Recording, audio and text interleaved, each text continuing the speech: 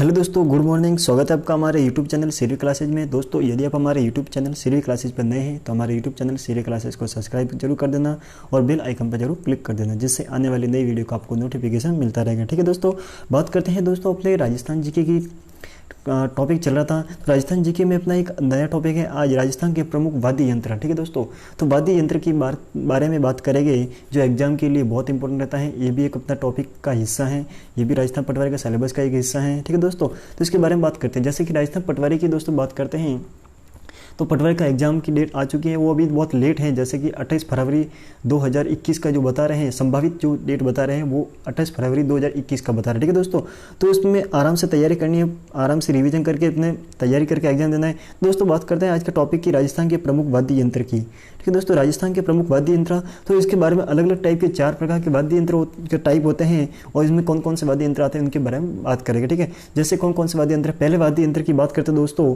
कि राजस्थान के प्रमुख जो वाद्य यंत्र है, पहला हो जाएगा तत् प्रकार का वाद्य यंत्र। कौन सा हो जाएगा? तत् वाद्य यंत्र। कौन सा हो जाएगा? तत् वाद्य यंत्र। ठीक है दोस्तों, तो तत् वाद्य यंत्र की बात करेंगे, इसमें पहला हो जाएगा तत् वाद्य यंत्र। ठीक है दोस्तों, पहला प्रकार हो जाएगा तत् वाद्य यंत्र। तो तत् वाद्य यंत्र किसे कहते हैं? तत् वाद्य यंत्र दोस्तों तो वो होता है जिसमें तार लगा होता है। ठीक है, तो जिन वाद्य यंत्रों में तार लगा होता है तथा तारों के माध्यम से विभिन्न आवाज़ें निकाली जाती हैं। यानी जो वाद्य यंत्र होता है उसमें दोस्तों तार लगा होता है और तारों के माध्यम से विभिन्न प्रकार की आवाज़ें निकाली जाती हैं, तो उस वाद्य यंत्र को हम क्या कहते हैं? तत् प्रकार का वाद्य यंत्र कहते हैं। कौन सा वाद्य यंत्र कहते हैं? तत् प्रकार का वाद्य यंत्र कहते हैं। ठीक है दोस्तों, तो ये हो जाएगा जैसे इस तत् वाद्य यंत्र में कौन कौन से वाद्य यंत्र उपयोग होते हैं, जैसे कौन कौन से वाद्य यंत्र इसमें आते हैं। जैसे हो जाएगा जंतर मंतर, सारंगी, इकतारा, रावण हत्ता, कमायसा, ये हो जाएगा। ठीक है दोस्तों, भफंग हो जाएगा, तंदूरा हो जाएगा, रबाब एक ही होता है, और गुर्जरी, सुरमंडल, दुकाको, सुरिंदा इत्यादि प्रकार के जो भी वाद्य यंत्र होते हैं वो इसमें आते हैं तत् वाद्य यंत्र में। यानी इसको ये याद रखना है कि जो तार, जिसमें ऐसा वाद्य यंत्र जिसमें तार लगा होता है एक, ठीक है, और तार के माध्यम से अलग अलग प्रकार की आवाज़ें निकाली जाती हैं, तो वो इसमें वो सभी प्रकार के जो वाद्य यंत्र होते हैं वो तत् प्रकार के वाद्य यंत्र में आते हैं। ठीक है दोस्तों, नेक्स्ट वाद्य यंत्र होता है दूसरा अपना सुशीर वाद्य यंत्र। कौन सा हो जाएगा? सुशीर वाद्य यंत्र। तो ये हो जाएगा नेक्स्ट अपना हो जाएगा सुशीर वाद्य यंत्र। ठीक है दोस्तों, सेकंड नंबर हो जाएगा सुशीर वाद्य यंत्र। तो सुशीर वाद्य यंत्र में क्या आता है? तो जिन वाद्य यंत्रों को फूंक मारकर या हवा के द्वारा बजाया जाता है वे वाद्य यंत्र सुशीर वाद्य यंत्र कहलाते हैं।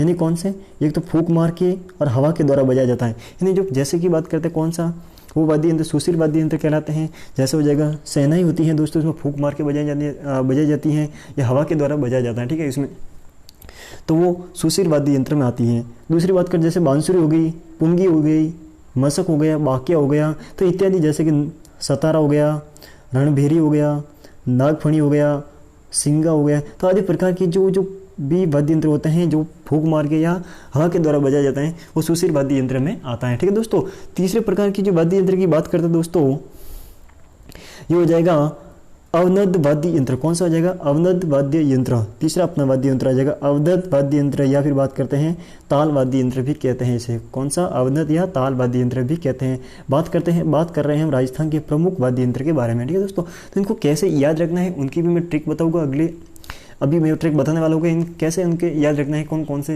इसमें वाद्य यंत्र आते हैं, तत् में कौन से आते हैं और सुशीर में कौन से आते हैं, ताल यंत्र में कौन से आते हैं, ये सब इसको बताओगे। ठीक है दोस्तों, तो आपको वीडियो में लास्ट तक बने रहना है। दोस्तों, बात करते हैं तीसरे प्रकार के अवनद वाद्य यंत्र या ताल वाद्य यंत्र क्या होता है। तो अवनद वाद्य यंत्र या ताल वाद्य यंत्र वो होते हैं दोस्तों जो पशुओं की खाल से बनाया जाता है। किससे बनाया जाता है? पशुओं की खाल से बनाया जाता है। जैसे कि इसमें लिखा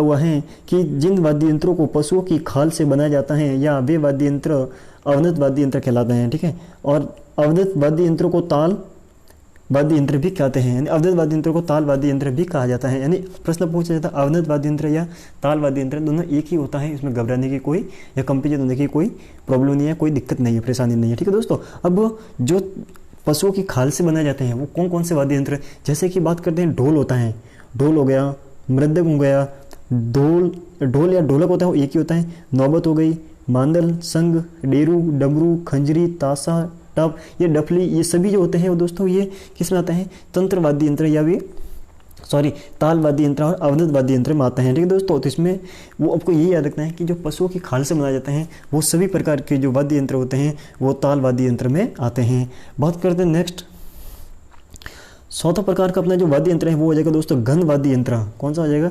घन वाद्य यंत्र। तो घन वाद्य यंत्र की बात करते हैं दोस्तों, फोर्थ प्रकार का अपना हो जाएगा घन वाद्य यंत्र।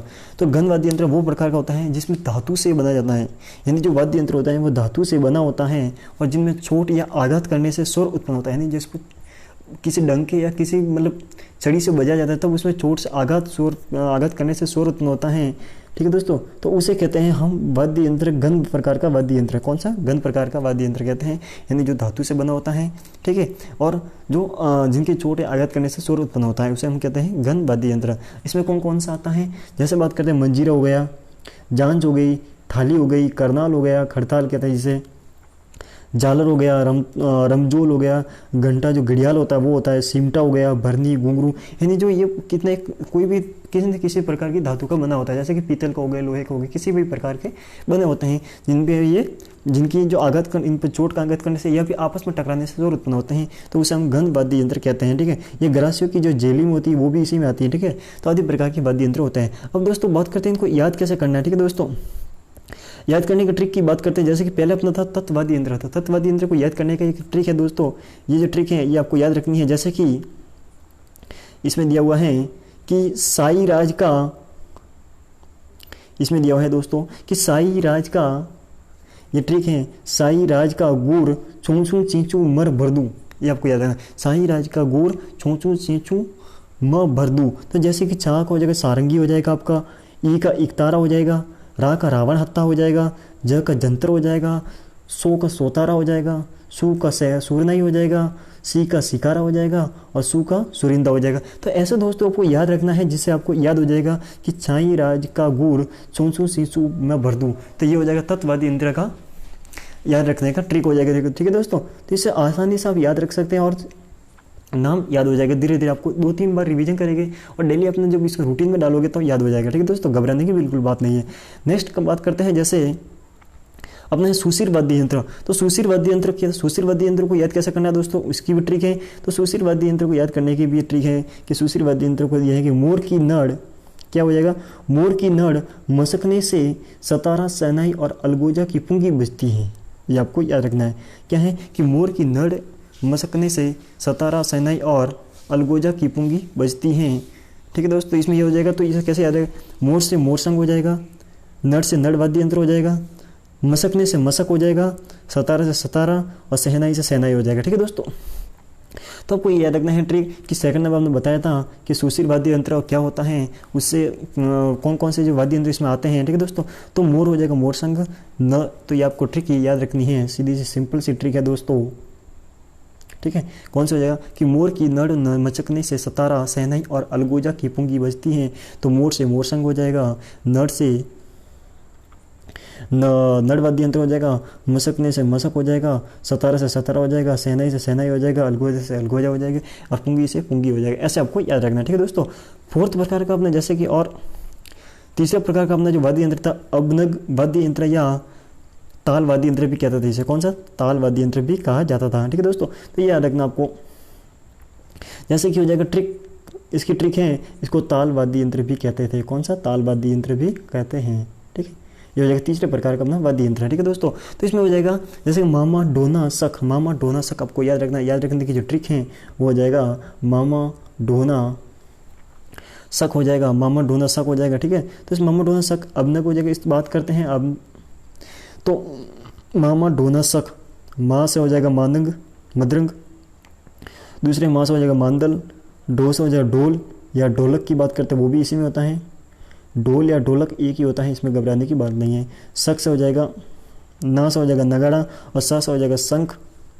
जैसे हो जाएगा ये स से संग हो जाएगा और ख से खंजरी हो जाएगा। ठीक है, तो मामा ढोना संग ये आपको याद रखना है। तो इससे हो जाएगा डो से ढोलक हो जाएगा, ना से नगाड़ा हो जाएगा, स से संग हो जाएगा और ख से खंजरी हो जाएगा। ठीक है दोस्तों, अब इसी प्रकार बात करते हैं। चौथा अपना था घन वाद्य यंत्र। कौन सा था, घन वाद्य यंत्र। तो घन वाद्य यंत्र की दोस्तों बात करते हैं, उनको कैसे याद रखना है। तो इसकी ट्रिक दी हुई है दोस्तों, वो याद रखना है कि थाली मांझ झंडू खड़ा घूम रहा है। थाली मांझ झंडू खड़ा घूम रहा है। जैसे किसी को बोल रहा है कि थाली मांझ झंडू खड़ा घूम रहा है, तो इसको कैसे याद रखना है कि था से हो जाएगा थाली हो जाएगा, ठीक है। माँ से मांझ से मजीरा हो जाएगा, ज से झंडू से जांज हो जाएगा, ठीक है दोस्तों, झंडू से जांज हो जाएगा, खड़ा से खड़ताल हो जाएगा और गुम से घुघरू हो जाएगा। तो ये आपको ऐसे याद रखना है, ये ट्रिक है आपको दोस्तों याद हो जाएगा कि थाली हो जाएगा, मजीरा, जांज, खड़ताल, घुघरू, ये आपको याद हो जाएगा, ठीक है। तो इसमें बिल्कुल घबराने की बिल्कुल बात नहीं है दोस्तों। वीडियो आपको अच्छा लगा है तो लाइक शेयर और जरूर करना, और अगली जो वीडियो बात करेंगे हम तो उसमें आपको बताएंगे इसमें किस प्रकार के क्वेश्चन पूछे जाते हैं, और अगले क्वेश्चन की बात करेंगे इसी वाद्य यंत्रों पर क्वेश्चन पूछे जाते हैं कि कौन से देवी देवताओं में कौन सा वाद्य यंत्र उपयोग किया जाता है, या कौन सी जाति की महिलाएं कौन सा वाद्य यंत्र बजाती हैं, या घूमर करते समय, या मतलब कोई भी ऐसा प्रश्न पूछा जाता है एग्जाम में, कभी कहीं से भी पूछ सकते हैं एग्जाम में कि कौन सा वाद्य यंत्र जाता है, या फिर कौन सा वाद्य यंत्र में ताल, ऐसा कौन सा वाद्य यंत्र है जिसमें कोई 4 ऑप्शन दे दे आपको, इसमें कौन सा वाद्य यंत्र है जिसमें वो तार के माध्यम से बजाया जाता है, या समड़ों की खल से बनाया होता है, या फिर हवा या फूंक मार के शहनाई हवा या फूंक मार के बजाया जाता है। तो ऐसा कोई भी प्रश्न पूछ सकता है आपको एग्जाम में कोई कह नहीं सकता, ठीक है दोस्तों। तो इसी प्रकार कैसे क्वेश्चन पूछे जाएगा या एग्जाम, तो इन्हीं के बारे में अगले वीडियो हम बात करेंगे। तो दोस्तों वीडियो अच्छा लगा है तो लाइक जरूर कर देना, शेयर जरूर करना, और दोस्तों ज़्यादा से ज़्यादा लोगों तक पहुँचाना जिससे घर बैठे अपने आराम से तैयारी कर सके। धन्यवाद दोस्तों।